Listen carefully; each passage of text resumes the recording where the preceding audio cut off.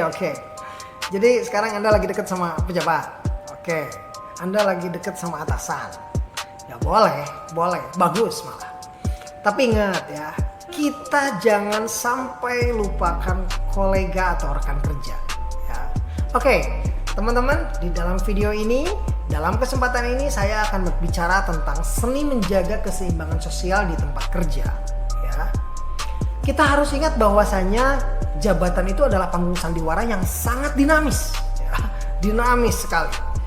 Nah, pejabat itu kan datang dan pergi, tapi nama kita sebagai staf, sebagai pegawai itu akan tetap tertanam dalam memori kolektif di lingkungan kerja atau di kantor. Meski kita belum menduduki posisi strategis, eksistensi dan reputasi kita itu tidak ditentukan oleh siapa yang sedang berkuasa hari ini loh. Ya, contohnya pemain bola aja.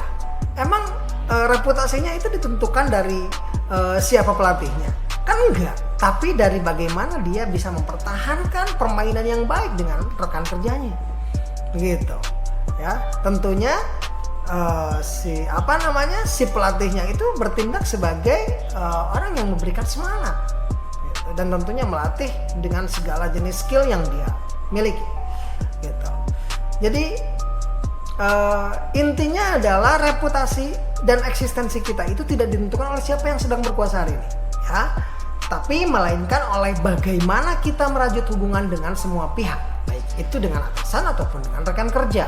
Nah, lalu sekarang bagaimana sih cara menjaga keseimbangan antara profesionalisme dan kehangatan hubungan dengan semua orang? Oke, ini mungkin agak tricky ya, tapi ini yang saya bicarakan ini bukan sekedar tentang politik kantor sebetulnya ya. Ini jauh lebih dalam lagi ya. Oke, jadi ini adalah seni menciptakan harmoni sosial di tempat kerja. Sebuah penelitian dari Harvard Business Review itu mengungkapkan bahwa hubungan baik dengan atasan itu dapat menjadi katalisator bagi kemajuan karir. Itu sangat benar ya, itu sangat betul sekali. Karena mungkin dari atasan kita dapat melihat, kita bisa mendapatkan kesempatan-kesempatan yang belum tentu bisa diberikan oleh rekan kerja. Tapi jangan salah juga, relasi yang sehat dengan rekan kerja itu adalah investasi jangka panjang yang akan membuahkan lingkungan kerja yang tentunya akan menjadi lebih kolaboratif dan penuh sinergi. Gitu. Nah, pejabat itu kita harus ingat bahwa pejabat ataupun kolega itu tidak ada yang patut dimusuhi. Ya, pejabat bukan musuh, kolega juga bukan musuh. Ya. Jadi mereka itu kalau diibaratkan di sepeda itu sama kayak rodanya. Ya, pejabat itu roda depan, dia yang menentukan arah, dia yang mengambil tindakan untuk sampai ke tujuan. Sedangkan rekan kerja itu roda belakang yang memberikan kestabilan hingga sepeda tersebut bisa sampai dengan selamat ke tujuan. Ya, jadi intinya pejabat itu memegang kendali strategis untuk memimpin dan mengambil keputusan. Sementara kolega itu adalah pilar yang menopang ekosistemnya dalam pekerjaan sehari-hari. Nah, jadi dukungan timbal balik antara keduanya itu justru merupakan fondasi dari tim yang tangguh dan tentunya pasti akan berkinerja tinggi ya. Oke, sekarang kita lihat sekeliling kita, jujur aja ya. Pasti ada aja orang yang begitu terpukau oleh gemerlap kekuasaan sehingga dia lebih dekat atau lebih memilih untuk dekat dengan satu pejabat saja. Nah, atau lebih dekat dengan atasan. Atau mohon maaf, kata lainnya itu adalah penjilat gitu ya. Nah, hingga lupa bahwa di luar lingkaran itu sebetulnya ada rekan-rekan yang juga berperan penting dalam menciptakan dinamika kerja yang sehat. Ya. Padahal pejabat yang cerdas pun itu pasti menginginkan tim yang solid kan. Ya kalau pejabatnya cerdas itu pasti menginginkan tim yang solid. Dan dia nggak akan mau individu yang hanya sibuk mengejar perhatiannya dia aja gitu. Hanya karena berbalut loyalitas, tanpa peduli tanpa rekan-rekan kerjanya. Karena memang harus berjalan secara berkesinambungan dengan baik. Oke, sekarang filsuf Yunani Aristoteles itu pernah menyebut manusia sebagai zoon politikon. Woi, ini istilah yang terkenal yang sering diomongin sama Bang Rocky Gerung. Nah, zoon politikon itu apa sih?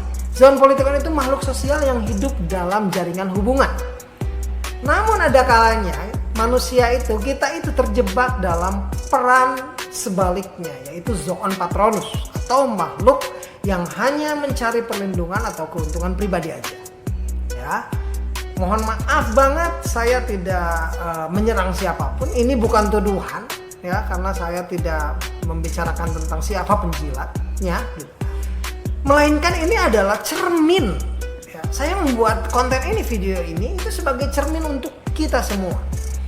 Seberapa sering kita sadar atau tidak itu terlalu fokus pada atasan, terlalu fokus untuk mendekati atasan, hanya karena kita ingin mendapatkan keuntungan, sehingga kita mengabaikan keseimbangan hubungan dengan yang lainnya, ya, dengan rekan kerja utamanya.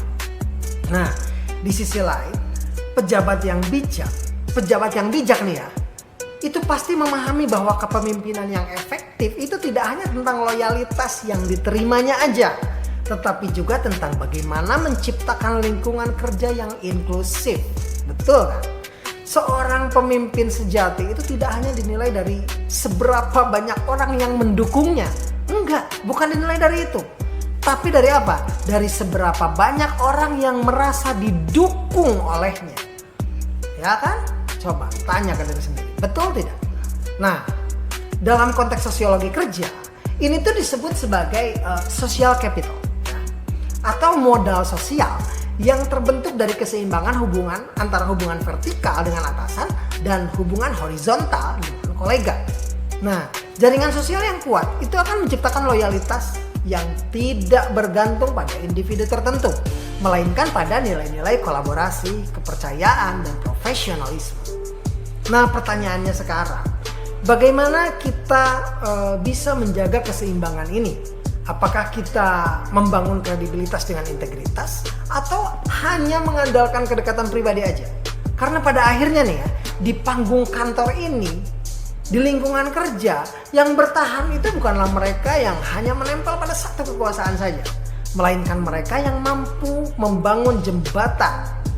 Ya, jembatan itu kan sifatnya menahan hentakan dari atas, menahan beban dari atas, menahan arus dari pinggir kiri dan kanannya, serta ke bawahnya dia menahan dengan fondasi yang kuat. Ya, jadi bagaimana sih mereka yang mampu membangun jembatan itu dengan semua orang gitu. Jadi mereka yang bisa all rounder, baik ke atas, ke samping maupun ke bawah, mereka punya hubungan yang baik. Gitu. Nah, jadi kita harus ingat nih di sini, bahwasanya kekuasaan itu sesuatu yang sementara. Tetapi dalam hablum minanas, reputasi dan hubungan baik itu akan tetap abadi, ya, bahkan mungkin sampai ke akhirat. Jadi saya berpesan, jadilah sosok yang tidak hanya pandai menari di atas panggung aja, tapi juga action mampu merangkul semua penonton. Begitu. Oke? Sekian yang dapat saya sampaikan. Terima kasih.